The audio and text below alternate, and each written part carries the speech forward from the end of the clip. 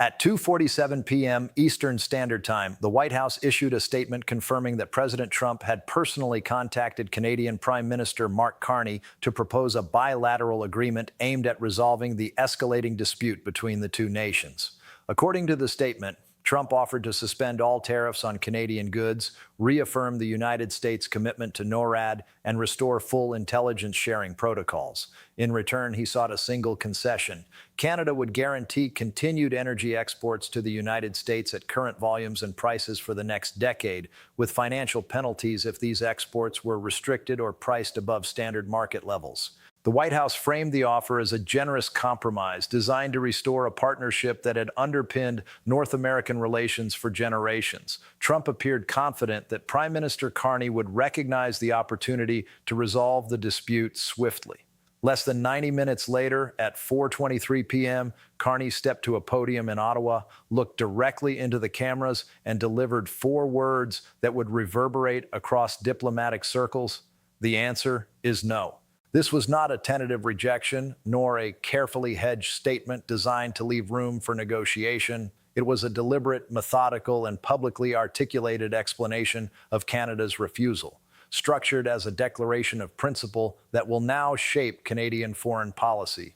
Every word was measured, every sentence calibrated not just for Washington, but for the international audience observing the proceedings. In that moment, Canada had decisively said no to the United States, and in doing so, altered the framework of North American energy and political power. A shift immediately recognized by global markets and impossible to undo through any subsequent American statement or counteroffer.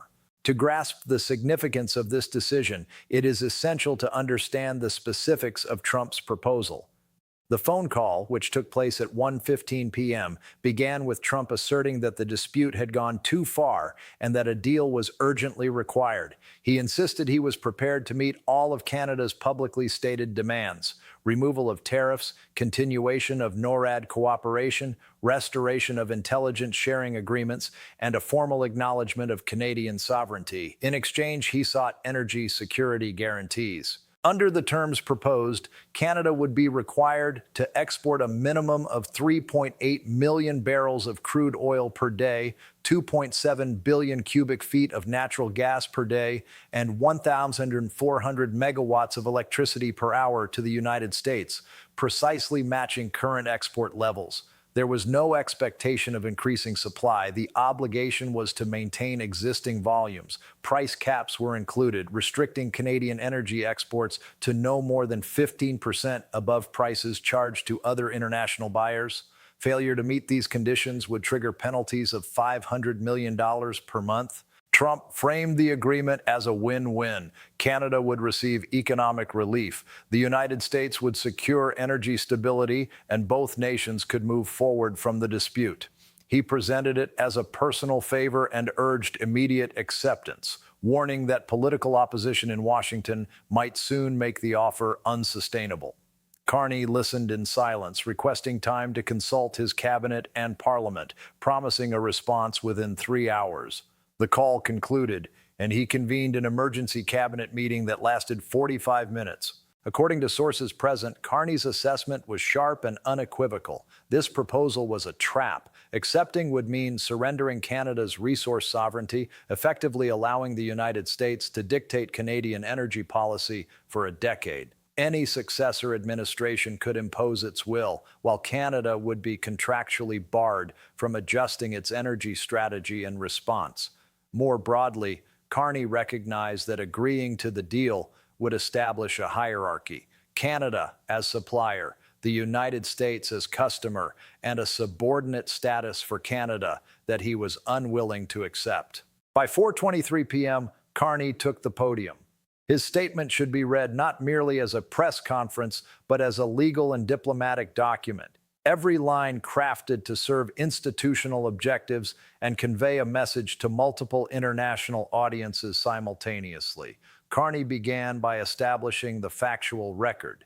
He confirmed that Trump had called, outlined his offer: tariff removal, NORAD reaffirmation, restoration of intelligence sharing, and requested Canada sign a 10-year agreement guaranteeing energy exports at specified volumes and capped prices.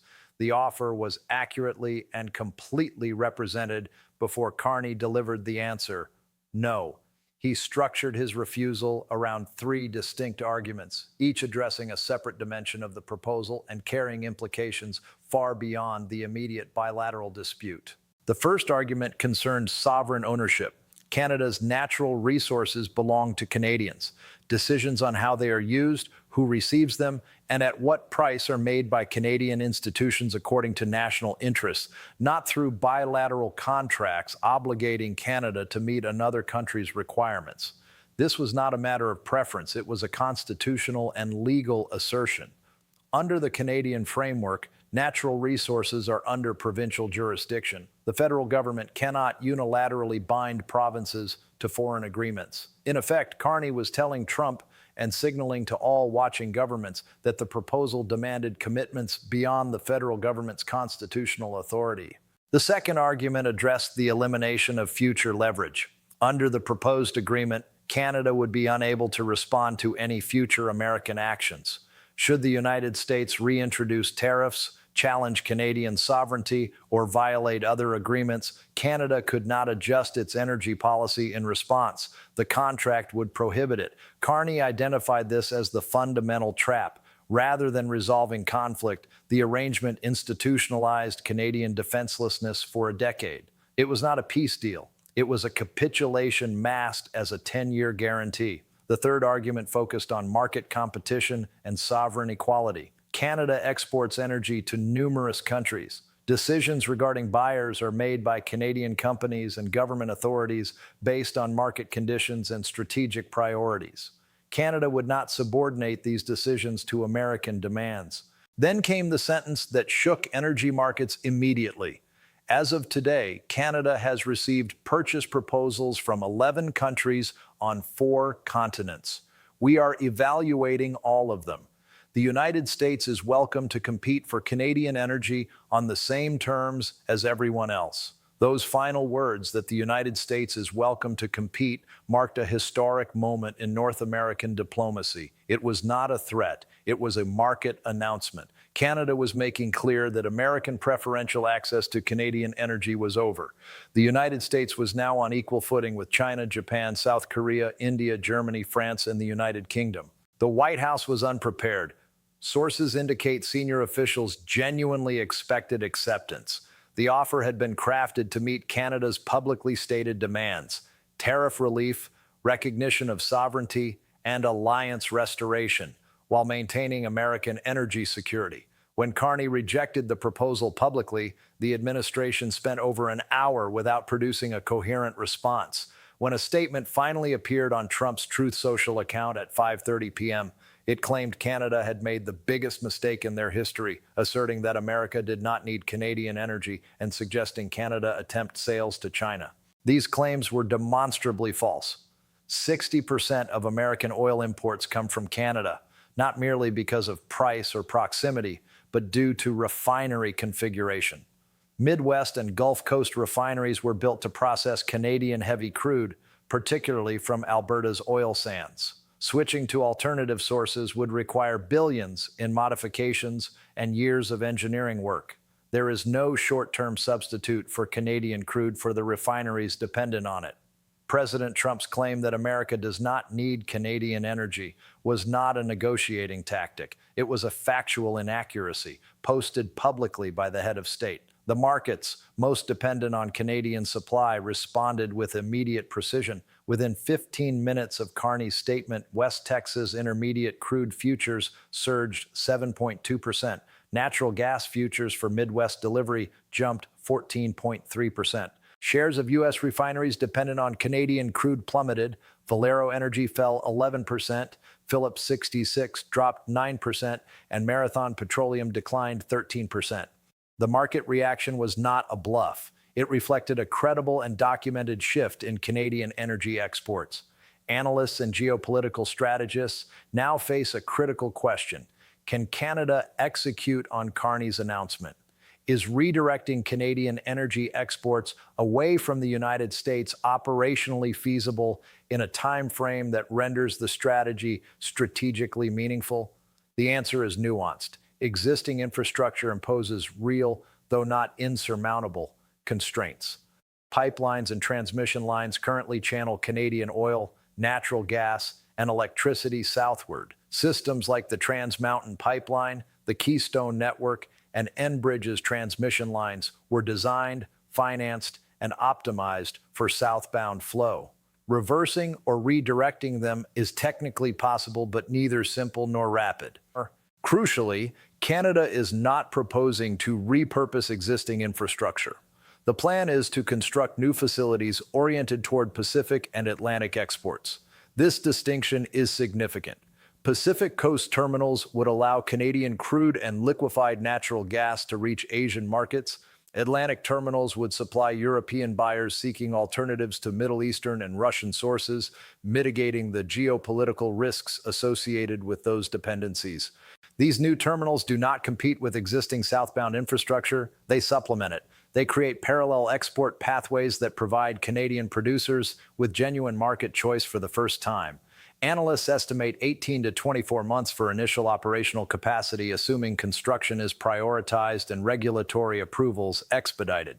Canada's NATO Alternative Security Partnership Fund request includes specific financing for these projects. With approval secured and governance structures in place, construction could commence within weeks. The 11 countries that have submitted purchase proposals represent a new, credible buyer market for Canadian energy that did not exist 6 months ago. Asian nations, including China, Japan, South Korea, and India, currently import energy from the Middle East or Russia at prices Canadian supply could undercut, while offering greater geopolitical stability. European buyers such as Germany, France, and the United Kingdom are assessing Canadian LNG to reduce reliance on Russian gas, a dependency exposed as structurally vulnerable during recent energy crises.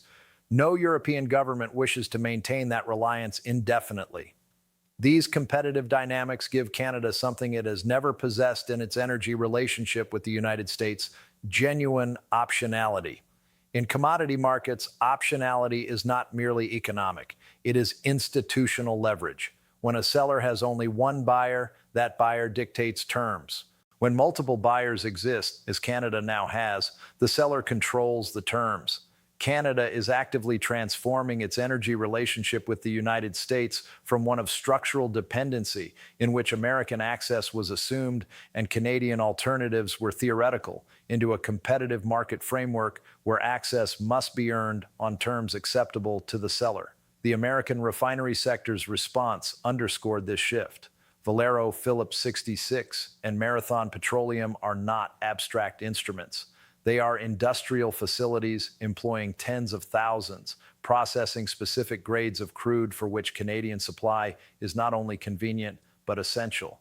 The 13% decline in Marathon Petroleum's share price within an hour of Carney's statement reflects the market's assessment of Canadian export diversification, an immediate operational reality, not a theoretical concern. Senator Lindsey Graham publicly predicted that Canada would come crawling back once it realized it had no alternatives. Yet the 11 documented purchase proposals, NATO infrastructure funding, the 14% spike in natural gas futures, and the 13% drop in Marathon Petroleum stock collectively illustrate that Canada does have options. The gap between Graham's statement and these facts represents the divide between political messaging and institutional reality. Looking beyond the immediate offer and market reactions, the events in Ottawa demonstrate a broader principle about sovereign power in international relations. Leverage does not reside with the party possessing the largest military or economy. It resides with the party that holds credible alternatives. For decades, Canada's position relative to the United States was defined by the absence of such alternatives. Energy flowed south because the infrastructure was southbound, refinery relationships were entrenched, and alternative buyers were largely theoretical. Washington's assumptions, largely correct for decades, anticipated Canadian compliance. Carney's statement publicly announced that this structural condition has changed. Canada is no longer constrained by a lack of options. The announcement of 11 purchase proposals backed by institutional funding and infrastructure plans is concrete and actionable, not hypothetical. The result is a structural redefinition of North American energy relations. Canada's sovereignty is now a measurable asset with market value. Trump's offer would have secured the appearance of partnership at the cost of Canada's ability to exercise independent judgment over its resources for a decade. Carney's assessment was strategic. The temporary relief offered by the United States was not worth surrendering sovereign control. The old assumption that America could assume and Canada would comply underpinned the very proposal Trump made. Carney's 4 words, "The answer is no," dismantled that assumption. From this point forward, the United States is expected to compete, not demand, on equal terms with other nations already in the queue. This is not a diplomatic nuance. It is a structural fact. Unlike tariffs, which can be reversed by executive order, this redefined relationship is anchored by infrastructure, institutional funding, and documented buyer interest. It will persist irrespective of political shifts in Washington. The answer was no, and it will remain no until the United States fully understands what it must earn to restore parity in its energy relationship with Canada.